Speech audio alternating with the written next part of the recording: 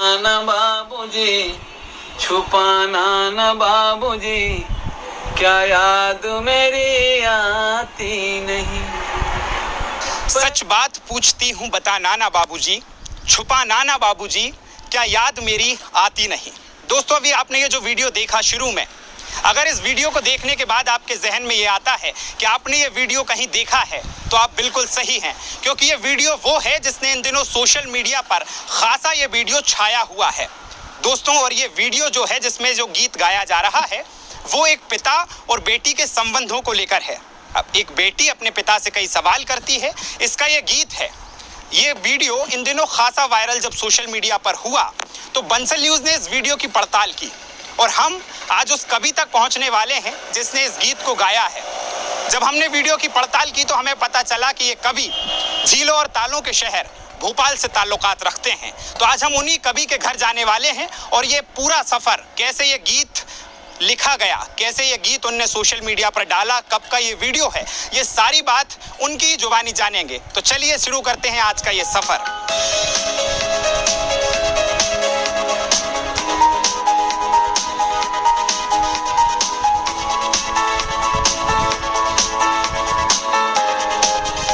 तो दोस्तों, आज हमारा सफ़र जो है वो शुरू हो चुका है। हम आधे रास्ते तक पहुंच गए हैं। आज हम उस कवि से आपको मिलवाने जा रहे हैं जिन्होंने ये गीत गाया है। और दोस्तों, ये वीडियो जब सोशल मीडिया पर जैसे ही डला तो अभी इस पर करीब 4 मिलियन के आसपास व्यू पहुंच गए हैं। दोस्तों, जैसे ही ये वीडियो जब सोशल मीडिया पर वायरल हुआ तो इससे बॉलीवुड कैसे पीछे रह सकता था। इस पर कई सिंगर्स ने अपनी आवाज़ दी, कई गीतकारों ने इस गीत को अपनी आवाज़ में गाया और सोशल मीडिया पर डाला भी। तो उसकी एक सुर्खियां हम आपको एक बार दिखा देते हैं।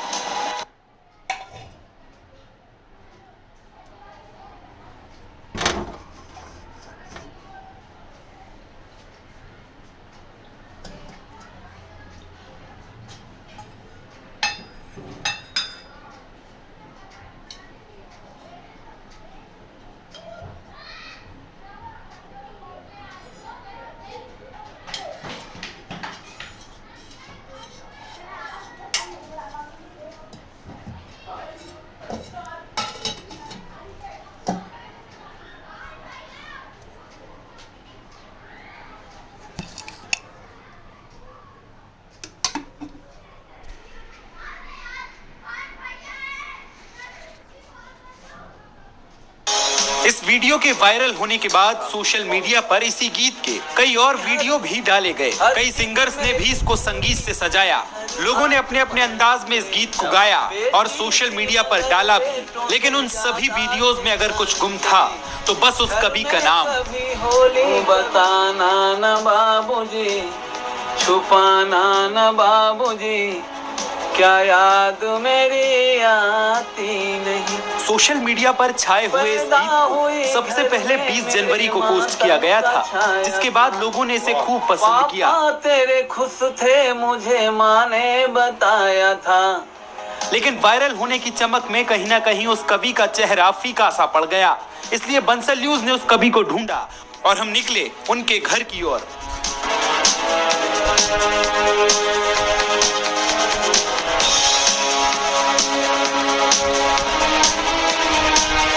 तो दोस्तों, हमारा ये सफ़र यहाँ ख़त्म हो चुका है। हम सर के घर पहुँच चुके हैं और ये वातावरण जो आप मेरे आसपास पीछे देख रहे होंगे, सर के फार्म हाउस तक हम पहुँच चुके हैं। और जैसा वादा हमने आपसे किया था कि सर का परिचय वो खुद ही आपको देंगे, तो आइए सर से आपकी मुलाकात करवाते हैं। धन्यवाद विकास जी, आप इतनी दूर यात्रा करके हमारे घर आए, एक छोटे से गीतकार के घर पे आए। मेरा नाम संजय सिंह है। मैं मूलतः एक सामाजिक कार्यकर्ता हूँ। मेरी एक संस्था है, बचपन में मैं काम करता हूँ और रहने वाला मैं उत्तर प्रदेश के गाजीपुर के एक बहुत छोटे से गांव का हूं। और यहाँ पे हम जानते हैं सभी के, हमारी संस्था काम से मैं यहाँ रहता हूं और यहाँ पे हम संयुक्त परिवार हैं। मैं और मेरा छोटा भाई, हम लोग जॉइंट फैमिली में यहाँ पे रहते हैं। और ये जो गीत आपके सामने आया है, हालांकि बहुत सारे गीत हैं, मैं आपसे बात करूँगा। बड़ा अच्छा लग रहा है मुझे आप आए थे हमारे। चलिए, तो देखिए साहब, संजय सिंह जी वो कवि हैं जो इन दिनों सोशल मीडिया पर जो गीत खासा वायरल हो रहा है उसको अपनी कलम में, जो कागज़ पर जो शब्द प्रयोग कर भावनाओं, संवेदनाओं से जोड़कर शब्दों को जो कागज़ पर उकेरा है, उसके गीतकार हैं संजय सिंह जी। संजय सिंह जी से हम सब कुछ जानेंगे, लेकिन पहला सवाल सर मेरा यही रहेगा, किस तरह से एक सोने चांदी की दुकान में एक टी शर्ट पहने एक व्यक्ति बैठा होता है, आगे एक पेन लगा रहता है और उसका वीडियो सर ऐसा वायरल होता है कि देश का कोई कोना ऐसा नहीं होगा, कोई ऐसे लोग नहीं होंगे जिन्होंने उसको सुना नहीं होगा। और वो इस बात का प्रमाण है कि बताना ना बाबूजी जब आप यूट्यूब के तहखाने में सर्च करेंगे तो आपको मैं कह रहा हूँ कि 50-60 वीडियो तो ऐसे मिलेंगे जिन पे किसी पे 10 लाख व्यूज़ हैं, किसी पे 20 लाख व्यूज़ हैं। सर उस गीत कैसे वो हुआ, वीडियो जो हमने देखा, पहले तो उसकी कहानी में जानना चाहूँगा सर। हाँ, जैसे मैं आपको बताना चाहूँगा कि मैं गीत तो लिखने का शौक़ पहले से था, लेकिन कोरोना काल का कुछ सुप्रभाव दुष्प्रभाव जैसा अभी दोनों भी देख रहे हैं। अच्छा ये रहा कि उस समय मैं घर पे था और मुझे लगा कि अभी तो ये दुनिया पूरी बंद हो चुकी है, तो मैं जो अपना एक हुनर था लिखने पढ़ने का, उसको मैं थोड़ा सा लिखता रहा और फिर ये गीत बना। और उस दिन का जो वाक़या है, मैं किसी ट्रेनिंग में गया था, एक SOS विलेज है, बच्चों के साथ वो लोग काम करते हैं, आप जानते होंगे। वहाँ की ट्रेनिंग से मैं आ रहा था तो दीपक भाई मेरे मित्र हैं, तो उनके यहाँ मैंने ऐसे ही फ़ोन किया तो बोले कि आ जाओ यार, तो चाय पी के जाना। तो दीपक जी थे और विजय गिरी जी थे। वैसे कैजुअल, उस समय तो मेरे पास ये मोबाइल भी नहीं था, और उन्होंने कहा कि उनको एक बार सुनाया था ऑनलाइन, तो उन्होंने कहा सिंह साहब वो गीत थोड़ा सुनाइए। अच्छा, तो गीत सुनाने लगा और वो सामने बनाने लगे, तो मुझे ये भी नहीं पता कि क्या कर रहे हैं, लेकिन वीडियो बन रही, हाँ क्या नहीं, मुझे लाइक कर रहे हैं, वो क्या कर रहे हैं मुझे कुछ पता नहीं था। लेकिन मैं एक जो भी खासियत कह लीजिए, मैं जब भी चाहे एक आदमी के साथ गा रहा हूँ या 100 लोगों के साथ, 1 लाख के साथ, उसी शिद्दत के साथ गाता हूँ। ये नहीं देखता कि सामने बैठा हुआ एक व्यक्ति। तो मैं बहुत शिद्दत से गाया। गाने वगैरह के बाद मुझे दूर जाना था, चूँकि अयोध्या बाईपास पे उनका घर है, मुझे यहाँ आना था, तो मैंने कहा कि मैं घर जा रहा हूँ, और मैं नमस्कार करके चला आया। आपको बताऊँ, मैं हबीबगंज स्टेशन पहुँचते पहुँचते उनके 10-15 फ़ोन आ गए, उनके और विजय भाई के दोनों के। तो मैंने कहा ऐसा क्या हो गया भाई, कुछ मुझे डर भी लगा। फिर मैंने कॉल बैक किया, तो बोला शुक्ला जी क्या बात है, तो बोले कि अरे यार, तो इतने देर में 500 की 1000 लाइक्स आ गए। उस समय मुझे ये भी नहीं पता था कि लाइफ का मतलब क्या होता है, ये क्या हो रहा है। तो मैंने कहा ठीक है। फिर मैं घर आते आते मेरे जब बोले वो 1 घंटे हो गए, मैं कुछ सामान लेके आया, तो 1-1.5 घंटे बाद बोले कि हज़ारों में आ गए वो। अब वो मुझे लगा कि क्या बोल रहे हैं। फिर सवेरे होते होते सुबह फिर आने लगे फ़ोन उनके, और इसके बाद फिर बहुत सारे लोगों के फ़ोन आने लगे। तो मैंने कहा कि क्या हो गया भाई, तो बोले ये बेटी का गीत ऐसा वायरल हो गया, वैसा वायरल हो गया। तो हमने कहा ठीक है, अच्छी बात है। इसके बाद ये लाखों में संख्या, फिर तो 2-3 दिन के बाद तो स्थिति हो गई, शायद मैं 4-5 दिन सोया भी नहीं होऊंगा। तो ये पता चला था कि 2-3 दिन में वो मिलियंस में व्यूज पहुंच गए थे। तो प्रतिक्रिया क्या थी, पहली प्रतिक्रिया आपकी? पहले तो मुझे किसी का फ़ोन आया, तो उन्होंने बोला कि पाकिस्तान में किसी यूट्यूब चैनल ने चलाया इसको, पाकिस्तान में। तो मुझे लगा कि अरे पाकिस्तान ही पहुंच गया। फिर मुझे लगा कि ठीक है, अच्छी बात है। वहाँ लाखों लोगों ने देखा। फिर वो दिखाऊंगा आपको वीडियो, उसमें बहुत सारा माशाल्लाह माशाल्लाह करके बहुत सारी प्रतिक्रियाएं वहाँ पे। खैर, कविता का कोई देश नहीं होता है, तो विश्वव्यापी होती। फिर इसके बाद लगा, तो फिर मुझे समझ नहीं आ रहा था कि मैं इतना क्या लिख दिया हूँ इसमें, कि एक सीधी बात है। और एक बेटियों के, चूँकि वो बेटियों के जितने भी हम गीत गाते हैं, वो जब हमारे पास रहती हैं तब के गीत गाते हैं। मैंने कोशिश की थी कि बेटियों का जब हमारे यहाँ से चली जाती हैं और 2 परिवार जब स्थापित हो जाते हैं, उस पक्ष के गीत बहुत कम होते हैं, तभी बेटी हमारी बेटी रहती है। तो मैंने उसके दर्द को थोड़ा समझा। मैं सब्जी लेने गया था, तो वहाँ पे एक बाबूजी करके बोलने लगा। तो मैंने कहा कि वो सब्जी बेचने के लिए बुला रहा होगा मुझे। तो मैंने कहा बाबूजी करके बुलाते हैं कि सब्जी ले लीजिए विठल मार्केट में। तो मैंने कहा क्यों, क्या हो गया? बोले आप बाबूजी का गीत गा रहे हैं। तो एक बार फिर एम्स में गया मैं पत्नी के साथ एक इलाज के लिए। वहाँ एक व्यक्ति आया, रायसेन का लड़का, तो कुछ पहचान गया, जबकि मास्क लगाया था मैं। तो बोला फोटो खींचने लगा, तब तक बहुत सारे लोग आ गए वहाँ पे। तो मुझे लगा, तो पत्नी बोली है तो मास्क लगा लो, नहीं तो ये तो गार्ड वार्ड भगा देंगे हम लोगों को। तो पीछे इतने लोगों को जा रहे। तो कुल मिला के बहुत खुशी, एक छोटे से गीतकार को इतने लोगों का प्यार मिला है और इतने कमेंट्स आए हैं, इतने अच्छे कमेंट आएंगे, मैं तो धन्य हो गया हूँ। बिल्कुल, जो हमारे तमाम दर्शक सर आपको देख रहे हैं वो इस इंतज़ार में हैं। और जब हम इस स्टोरी पर कवर कर रहे थे, तो हमारा जो न्यूज़ रूम है सर, वहाँ भी बस ये था कि सबसे पहले सर से वो गीत सुनना, क्योंकि सर वो गीत ऐसा है, मैं चाहूँगा मैं अतिरिक्त कोई भूमिका बनाऊँ, सीधा आप वो गीत हमारे दर्शकों को सुनाएं सर। सच बात पूछती हूँ बताना न बाबूजी, छुपाना न बाबूजी, क्या याद मेरी आती नहीं। पैदा हुई घर में मेरे मातम सा छाया था, पापा तेरे खुश थे मुझे माँ ने बताया था, ले के नाम प्यार जताते भी मुझे थे, आते थे कहीं से तो बुलाते भी मुझे थे, मैं हूँ नहीं तो किसको बुलाते हो बाबूजी, रुलाते हो बाबूजी, क्या याद मेरी आती नहीं। क्या बात है। हर जिद मेरी पूरी हुई, हर बात मानते, बेटी थी मगर बेटों से ज्यादा थे जानते। घर में कभी होली कभी दीपावली आई, सैंडल भी मेरी आई, मेरी फ्रॉक भी आई। अपने लिए बंडी भी न लाते थे बाबूजी, क्या कमाते थे बाबूजी, क्या याद मेरी आती नहीं।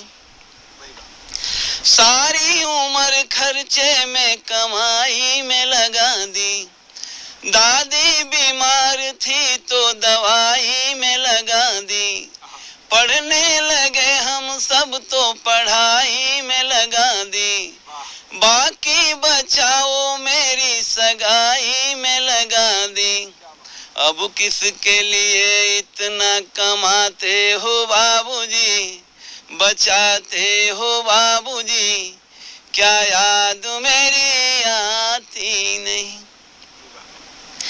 कहते थे मेरा मन कहीं एक पल न लगेगा, बिटिया विदा हुई तो घर ये घर न लगेगा। कपड़े कभी गहने कभी सामान सजोते, तैयारियां भी करते थे, छुप छुप के थे रोते। कर कर के याद अब तो न रोते हो बाबूजी, न सोते हो बाबूजी, क्या याद मेरी आती नहीं। आखिरी स्टैन्जा जिसके लिए मैंने पूरी कविता लिखी, वो बेटा बेटी की। कैसी परंपरा है ये, कैसा विधान है, पापा बताना कौन सा मेरा जहान है। आधा यहाँ आधा वहाँ जीवन है अधूरा, आधा यहाँ आधा वहाँ जीवन है अधूरा।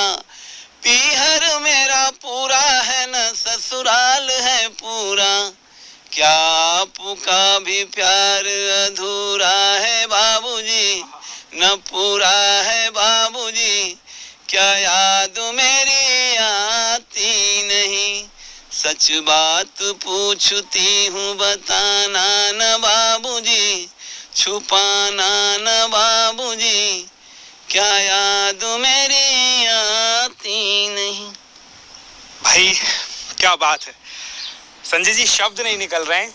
आप देखिए, ये जो मिलियंस में व्यू थे, ये वो गीत था जिसने संजय सिंह को संजय सिंह बना दिया, नई पहचान बना दी। मैं आगे कोई बात बढ़ाऊं, संजय जी सबसे पहले इस गीत के बारे में मैं जानना चाहूँगा। देखिए, जब हम कोई गीत लिखते हैं तो एक विषय होता है, महिलाओं का विषय है, ठीक है। संजय सिंह ने किसको डेडिकेट किया है? क्या बेटी के लिए है? संजय सिंह का जुड़ाव अपनी बहनों से ज़्यादा रहा है, तो किसको डेडिकेट किया है? कैसे वो कहानी पूरी बनी, वो मैं सब आपसे जानना चाहूँगा। मैं संयुक्त परिवार में का हूँ, आपको पता है। मेरे पिताजी 4 भाई, चचेरे 2 भाई और 2 भाई हमारे पिताजी, लगभग 6 बहनें, 8 बहनें कुल मिला के, और मेरी अपनी 1 बहन सगी, और हमारे पिताजी की 1 बहन, और हमारे काका जी की 4 बहनें। और बचपन पूरा मैं उनके गोद में खेला हूँ, और शादियों में उनके यहाँ जाता था। और 2-1 महीने हमारे यहाँ चलन है कि बेटी के साथ एक लड़का भी जाता था, तो हम लोग जाते थे, मेरा भाई जाता था। 1-1 महीने वहाँ रहते थे, उतना प्यार उनको करते थे। अभी भी उनका फ़ोन आ जाता है या मतलब, तो इतना जैसे लगता है कि भगवान जाने ये मुझे क्या देखती हैं वो, या पिताजी की वजह से। मेरे पिताजी काफ़ी बेटियों को लेकर बहुत ज़्यादा हमारे पिताजी उसे। मैं 2011 में वो प्रसंग आपको जरूर बता दूं कि जब ये मध्य प्रदेश का सेंसस आया और लड़कियां बहुत कम होने लगी 1000 पुरुषों पे, तो मुझे वो क्लिक चीज़ क्या, इस तरह तो ये दुनिया, हम सामाजिक कार्यकर्ता हैं भी, तो मैंने कहा ये ठीक नहीं है। और ये तो अगर हम कुछ नहीं किए तो उसी समय सरकार का एक अभियान चला बेटी बचाओ, तो उसमें मैंने पहली बार ये एक स्लोगन, माननीय मुख्यमंत्री उस समय 2011 में थे, अभी जो हैं हमारे शिवराज सिंह चौहान जी, और प्रदेश अध्यक्ष थे प्रभात झा जी, उनके सामने एक पोस्टर में ले जाके पहली बार मैं ये बेटियां पढ़ने लगेगी, आसमां गढ़ने लगेंगी, अब बचाओ बेटियों को, सब पढ़ाओ बेटियों को। ये मैंने पूरी कविता है, कविता का 2 लाइन का एक वो किया, तो फिर मैं उनके साथ एक विमोचन करवाया उस पोस्टर का, और वो 2011 में पहली बार मैंने ये बात बोली, और इसके बाद मैं वो कविता लिखा फिर, और बहुत सारी संस्था के कामों में, बच्चों के राइट्स को लेके, बच्चों के अधिकारों को लेके। यहाँ मैं आपको रोकना चाहूँगा, तो मतलब सर मैं इस बात को मान लूँ कि जो बेटी बचाओ बेटी पढ़ाओ का जो स्लोगन है वो संजय सिंह की कविता और कलम से निकला है। वो जो कविता है उसकी दो जो टैगलाइन है, बेटी बचाओ बेटी पढ़ाओ, वो जो संदेश है वो संजय जी ने दिया है। ये बहुत बड़ी बात हमें आज पता चली है। नूतन कॉलेज में एक 8 तारीख को महिला दिवस मनाते हैं, वहाँ पे एक हमारी संस्था के सहयोग से एक कवि सम्मेलन जैसा हुआ था, तो उसमें आखिरी में मैंने कविता पढ़ी थी। तो उस समय में लगा मुझे कि लगभग बहुत सारी सैकड़ों लड़कियों की आंखों में आंसू थे, जो टीचर्स थी वहाँ पे, प्रोफेसर थे, उनकी आंखों में आंसू थे, और मुझे आधे एक घंटे लग गए वहाँ से निकल। इसके बाद कई सारे मंचों पे मैंने देखा, जब उसको पढ़ा तो कई सारे लोगों के पिताजी जिनके नहीं रहे, वो लोग याद कर करके रोने लगे। तो मुझे कई बार लगता था कि क्या मैं कुछ ये गलत कर रहा हूँ क्या, लेकिन फिर लगता था कि नहीं, ये आंसू जो है मेरे लिए बड़ा पुरस्कार है, और मैं कम से कम उन भावनाओं को, उन यादों को ताज़ा कर पा रहा हूँ, तो मुझे अच्छा लगा थोड़ा। देखिए सर, बिल्कुल जैसा आपने बताया कि जो लोग सुनते हैं उनकी पलकें गीली हो जाती हैं, वो दरअसल इसलिए भी है क्योंकि ये जो गीत है ना सर, ये भावनाओं की दहलीज से दस्तक दे के सीधे दिल में पहुंचता है, दिल में प्रवेश करता है। और जो भावनाओं का जो एक आपने पूरा माहौल इस गीत में तैयार किया, बिल्कुल सरल शब्दों में सर, ऐसा कोई साहित्यिक बड़ा प्रयोग नहीं है। मैंने उस गीत को कई बार सुना है, बिल्कुल जो हमारी आम बोलचाल की भाषा है उसमें ही बस थोड़ी सी भावनाओं को इस तरह से जमाया गया है। और दोस्तों, कलमकार का एक यही जादू है कि ये जो सब हमारी चीजें घट रही होती हैं, ये हम आम लोग भी देखते हैं, पर एक कलमकार का ये जादू है कि वो उसको शब्दों में इस तरह से पिरोता है कि वो एक गीत बन जाता है। सोशल मीडिया पर हर व्यक्ति संजय सिंह को सर्च कर रहा है, ये मैंने देखा है, लेकिन सर आप सोशल मीडिया पे कहीं दिखते ही नहीं है। फेसबुक पे संजय सिंह जी बहुत कम है, यूट्यूब पे इसके सिवा कोई वीडियो हमें मिलता नहीं है, कोई कविता आपकी मिलती नहीं है। तो सर इसका एक कारण, और जो परिवार, मैं थोड़ा सा परिवार के बारे में भी जानना चाहूँगा कि संजय जी के बारे में कौन कौन परिवार में है, कैसे कहाँ कविताएँ लिखते हैं, क्या माहौल रहता है, बेडरूम में कविताएँ लिखते हैं या बाहर बैठ के यात्रा करते हुए, तो उसका सर पूरा एक थोड़ा सा बताएं। नहीं, पहले तो सोशल मीडिया वाला बता दूं कि मैं तो ये जो गीत जब तक नहीं था, उससे पहले तो मेरे पास वो कीपैड वाला मोबाइल हुआ करता था। अच्छा। और शायद वो ये कारण रहा होगा कि मैं सब इतने सारे गीत लिख पाए, नहीं तो बहुत सारे डिस्टर्बेंस होता है इसमें। और अभी मैं जानता हूँ कि इधर बहुत डिस्टर्ब भी हो गया हूँ मैं, लेकिन अभी जल्दी जल्दी मैं इसका एक जिम्मेदारी के साथ इस्तेमाल करता हूँ। परिवार की जहाँ तक बात की, मैं उत्तर प्रदेश के एक बहुत छोटा सा जिला है गाजीपुर, उसके बहुत से छोटे से गाँव में हूँ, बहुत ही छोटा गाँव, मतलब हमारे गाँव में मानिए 25-30 घर, 15-20 घर हैं, और वहाँ से मैं हूँ। और संयुक्त परिवार में रहा हूँ, पिताजी हमारे पुलिस में थे, और पिताजी का बहुत प्रभाव मेरे ऊपर रहा। और मैं जैसे बताया कि मैं पितृपक्ष में जन्म भी मेरा हुआ था, तो मुझे लगता था कहीं ना कहीं कि जो पिता की भूमिका है बच्चों के लालने पालने में, वो कहीं ना कहीं हम कम गाते हैं, कम सुनते हैं। माँ के बारे में, माँ का आंचल होता भी बहुत बड़ा है, उसके बारे में बहुत सारे लोगों ने, बहुत सारे कवियों ने, मुनव्वर राना, बहुत सारे लोगों ने लिखा। पिता के संघर्षों को मुझे लगा कि जिस तरह, और पिताजी हमारे 5-5, 6-6 बहनों की शादी किया, चचेरी बहनों का और अपनी बहनों का, तो वो जितना शिद्दत से उसमें उसके जुगाड़ में रहते थे और रात दिन उसके बारे में विचार करते थे और बहुत प्यार करते थे, और बेटियां भी बहुत प्यार करती थी। तो ये मैंने बहुत देखा उनको, और ये भी बहुत महसूस किया। तो मुझे लगता था कि इतना यार कुछ इनके बारे में लिखना चाहिए। तो मैंने ठाना कि मैं पितृपक्ष के रूप में, पिता के ऋण के रूप में जरूर कुछ लिखूंगा, और माता की ऐसी कृपा रही कि मैं कुछ लिख पा रहा हूँ, आप लोगों को अच्छा लग रहा है। मतलब परिवार का एक बहुत बड़ा साथ रहा, हाथ रहा, जिस तरह से सर ने बताया कि सर की जो बहन है, बेटियां हैं परिवार में, उनसे सर को प्रेरणा मिली लिखने की, और ये गीत ऐसे करके लिखाया। एक चीज़ और मैं पूछना चाहूँगा कि ये गीत लिखाया कहाँ है?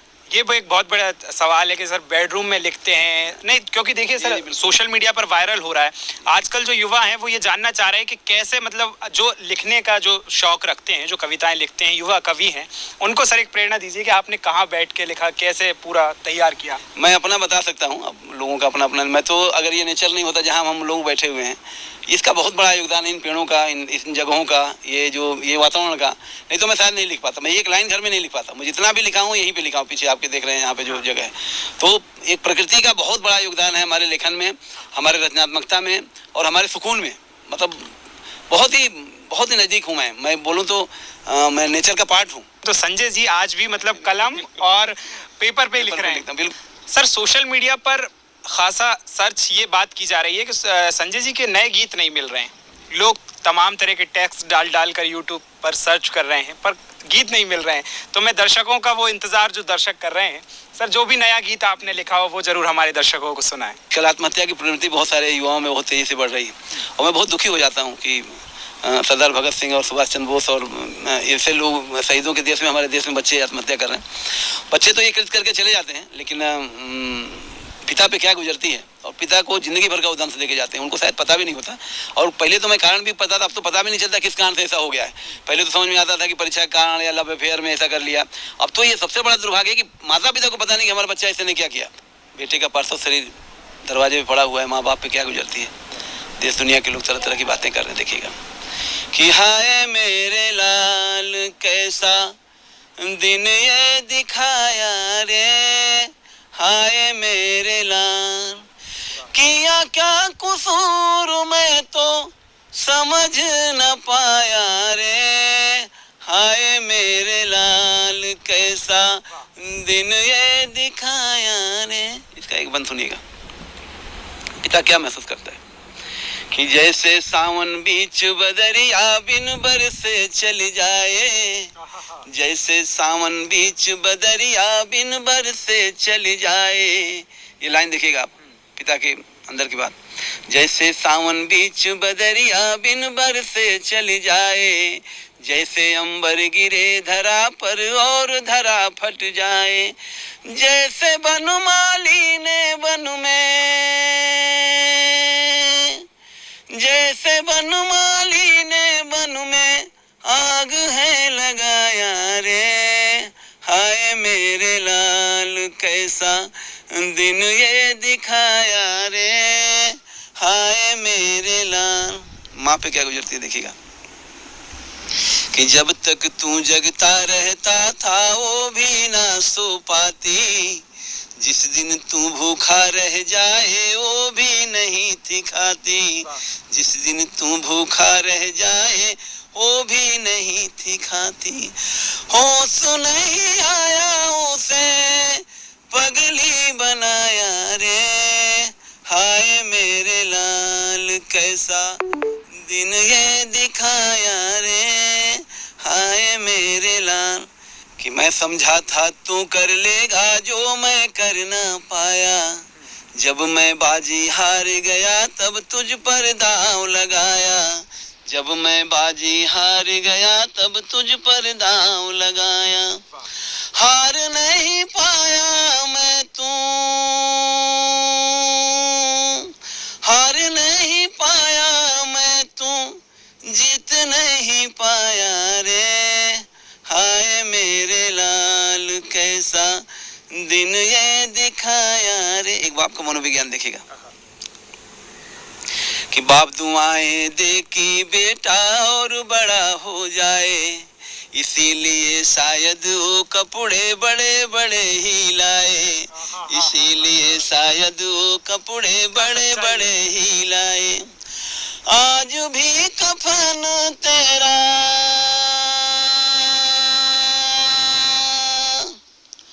आज भी कफन तेरा बड़ा लेके आया रे, गाते समय मेरा भी हाय मेरे लाल। सर वो है गीत में बात, देखिए सर भावुक हो गए हैं, वो पंक्ति ही ऐसी है। क्या बात, मतलब क्या प्रयोग देखिए। बाप जो पिता होता है वो हमेशा बच्चों के लिए बड़े कपड़े क्यों लाता है, बड़े भाई के कपड़े अक्सर क्यों बच्चों को पहना देता है। ये सर थोड़ा सा भावुक हो गए, लेकिन ये पल जो है वो बहुत महत्वपूर्ण है। यही कवि की कविता की जो जादू है कि वो खुद उतर जाता है। आखिरी में पढ़ लेता हूँ, ये जो बच्चों के लिए सुनना चाहिए, इसको पिता का संघर्ष सुनना, इस पीढ़ी का संघर्ष सुनना। आप क्या बोलता है आखिरी में कि तूफानों के सम्मुख सीना तान खड़े हो जाना, तूफानों के सम्मुख सीना तान खड़े हो जाना, वक्त तुम्हारा भी आएगा जरा नहीं घबराना, वक्त तुम्हारा भी, आप युवा हैं, आप कितना अच्छा काम कर रहे हैं, वक्त तुम्हारा भी आएगा जरा नहीं घबराना, हार जाना भले,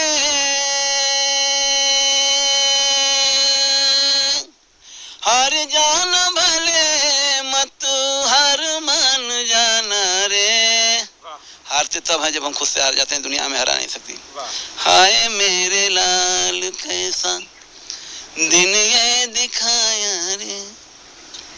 क्या बात है, क्या बात है दोस्तों, क्या कविता आपने सुनी है पिता के ऊपर। और यही परिवार वालों का, पिता का, बड़े लोगों का यही जादू है कि तुम्हें तुम्हारे उड़ने के लिए हवाएं कौन करेगा, तुम्हें मुस्तकबिल तक पहुंचाने सदाएं कौन करेगा, दवाएं देने वाले तो लाख मिल जाएंगे इस दुनिया में, बड़ों के बिन तुम्हारे लिए दुआएं कौन करेगा। क्या बात है। ये जादू आज हमें सर के गीत में देखने को मिला। हम सोशल मीडिया पर देख रहे हैं आपका ये जो गीत है, तमाम सिंगर्स ने इसको अपनी आवाज़ दी है और उस वायरल होने की चमक में कहीं ना कहीं जो कवि का चेहरा था वो फीका पड़ रहा था।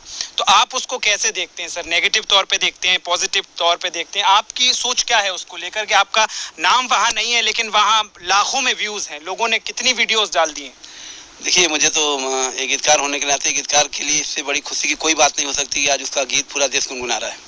तो मैं तो ये मानता हूँ कि लेकिन मैं इतना भी कहना चाहता हूँ कि हमारे यहाँ एक अघोषित एक नीति भी है कि अगर मूल कवि का आप नाम ले लेंगे तो एक तो कवि को भी अच्छा लगेगा और आपका भी मान बढ़ेगा। और एक साहित्यकारों में हम जानते हैं कि हम किसी का भी कविता कोट करते हैं तो हम उसका नाम ले लेते हैं, तो चाहे वो तो उसको आज चाहे दुनिया में है या नहीं है।